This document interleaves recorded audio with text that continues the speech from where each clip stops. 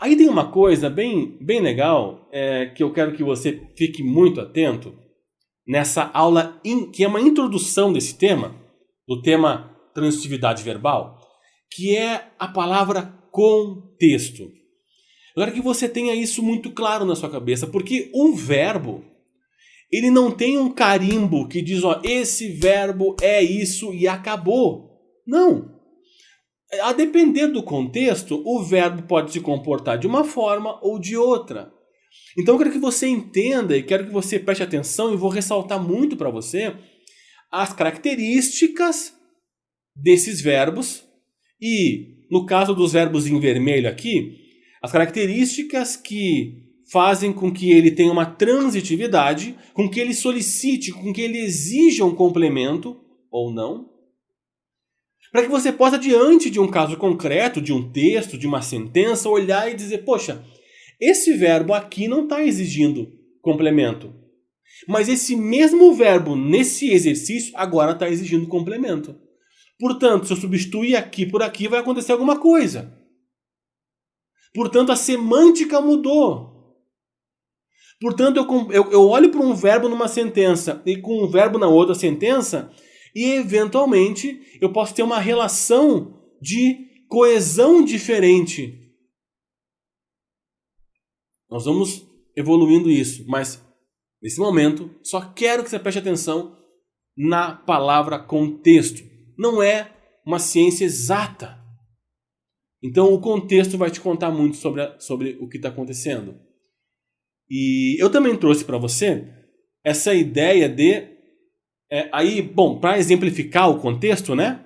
Rapidamente, para a gente não perder muito tempo, mas só para exemplificar rapidamente o contexto. Percebe que aqui eu tenho, ó, Maria entregou. Maria entregou o quê? Maria entregou a bolsa. Aqui eu tenho uma relação verbal. Eu tenho um verbo transitivo direto. Aqui Maria entregou a Verônica. Porque quem entrega algo a alguém. Então aqui já não é mais um verbo transitivo direto. É um verbo transitivo indireto. Aqui eu tenho Maria entregou. Ponto. Poderia ser uma sequência de texto. Maria, você entregou... Pedro, Maria entregou a bolsa? E Pedro responde, Maria entregou. Essa sentença isolada, Maria entregou, não precisa de complemento. Porque no contexto você consegue... Aliás, essa sentença, essa expressão, Maria entregou no contexto, você consegue entender a que se refere. Agora, eu posso juntar tudo isso aqui numa única sentença, Maria entregou a bolsa a Verônica. E nesta sentença, o verbo entregar será bitransitivo. Percebe que o verbo tem um comportamento, e agora eu gosto que você tenha essa ligação da palavra contexto com a palavra comportamento. Ele se comporta aqui apenas como verbo transitivo direto. Nós veremos o que é isso, assim, com detalhes nas próximas aulas. Mas é só uma introdução. Aqui ele se comporta como verbo transitivo indireto. Ele está se comportando assim aqui nessa oração.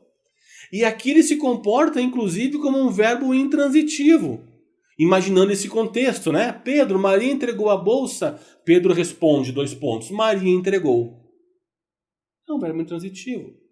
Agora, poderia ter um outro contexto em que eu diria Maria entregou a bolsa a Verônica. E aí, nesse outro contexto, seria um verbo transitivo direto e indireto. Aí, o que é o verbo entregar? Bom, ele tem um potencial de verbo bitransitivo. Mas pode ser que em uma oração ele se comporte só como transitivo direto. E em outra, só como transitivo indireto. Isso aqui é só um exemplo para que você preste atenção, guarde muito no teu coração a ideia de contexto. Por isso semântica é tão importante. E esse é o detalhe da língua portuguesa. E nós trabalharemos, nós exploraremos isso com cuidado nas aulas que teremos na sequência, aonde trataremos cada um desses verbos em uma aula, com detalhe, com as pegadinhas, para que você possa bem compreender.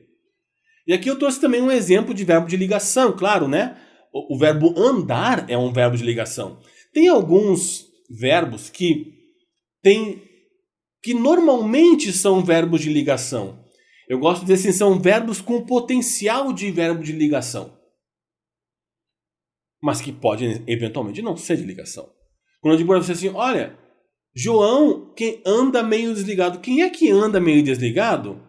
Deixa eu dar um zoom aqui até, para poder aproveitar melhor essa abordagem. Ó, quem é que anda meio desligado? Olha, quem anda meio desligado é João. João é o sujeito.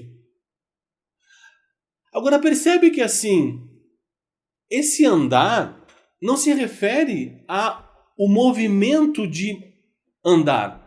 Não se refere à ação de andar. Se refere a um estado de João. João está meio desligado. Essa é a semântica. Então esse meio desligado é uma característica de João que está por meio de um verbo de ligação sendo atribuído a ele. O verbo de ligação é uma ponte segurando de um lado João e segurando do outro lado o desligado. É uma ponte. É uma ponte que liga o quê? Liga um estado, uma condição ao sujeito ou até ao objeto, que nós veremos com detalhes mais para frente. E essa coisa de verbos de ação e verbos de sensações, verbos de estado, não é uma lógica da língua portuguesa, é uma lógica da comunicação. Quando eventualmente você for estudar no inglês, por exemplo, o Present Perfect Continuous, você vai ver que os state verbs, eles não podem ser colocados no Present Perfect Continuous. Verbos como amar, como odiar, como acreditar, né? Love, hate, believe, são verbos de sensações. E eles não podem ser colocados, por exemplo, no Present Perfect Continuous. A ideia disso aqui não é uma aula de inglês. Eu só quis trazer para você um exemplo prático como essa reflexão sobre a diferença, o tratamento na comunicação de um verbo de ligação, de um verbo de ação e de um verbo de sensação. Essa diferença no tratamento na comunicação, ela é comum em diversos idiomas. Eu trouxe como exemplo o idioma inglês, porque é um idioma que eventualmente a gente acaba estudando, até para concurso público. E para que você não estranhe, porque às vezes a gente está muito tempo sem estudar, não lembra mais dessas relações e pensa, poxa, mas que coisa isso? Nossa, semântica, verbo de estado, verbo de ação, não era para ser tudo a mesma coisa? Não! Nós perceberemos na evolução das nossas aulas, em meio aos exercícios, nós conseguiremos perceber a diferença semântica que isso nos traz. Agora aqui, por exemplo, ó, João anda rapidamente. Quem é que anda rapidamente? Ora, quem anda rapidamente é João. João continua sendo o sujeito. Ele é o sujeito dessa oração.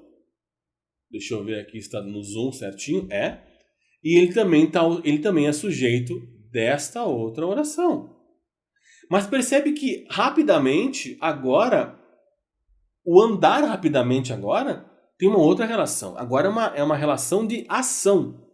É a relação física de João, a forma como ele anda. E aqui nós percebemos a diferença, né? Esse verbo aqui não é um verbo de ligação. É um verbo que normalmente é de ligação, mas nesse contexto não é um verbo de ligação. Então eu quis trazer para você esse lembrete para que a gente possa... Porque nas próximas aulas eu vou chamar atenção para isso. Ó, lembra que eu disse isso na aula tal? Ó, então, veja na prática. Eu vou trazer para você vários exercícios, e vários exemplos e várias formas de se trabalhar isso. Mas esse conhecimento sobre transitividade de verbos é tão importante porque ele não só tem essa relação que depende da semântica do verbo, né? Da semântica da oração, da sentença. Nossa, é um estado, ele anda desligado? Ou será que é a forma como ele está se movimentando?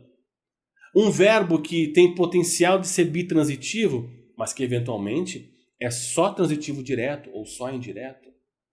Mas esse conteúdo também se relaciona com regência. E regência é outro ponto muito importante do teu edital. Não importa o concurso, regência sempre cai. Seja na crase, seja em exercícios isolados. E transitividade verbal também tem tudo a ver com isso. Eu trouxe só um exemplo aqui. Lembre-se da canção, lembrei a canção. Também não é assunto da aula de hoje, nem a regência, não é o assunto foco que nós abordaremos com a transitividade, mas é um assunto que a partir da transitividade nós poderemos, no futuro, abordar de forma tranquila.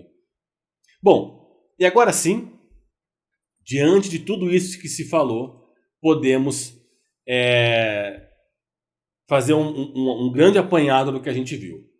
Aqui eu trouxe mais alguns exemplos para você, né? O aluno saiu. Tem que falar alguma coisa sobre saiu? Não, ele saiu, acabou. Verbo intransitivo. O aluno saiu confiante. Olha, aqui nós já mudamos a relação. O aluno está confiante.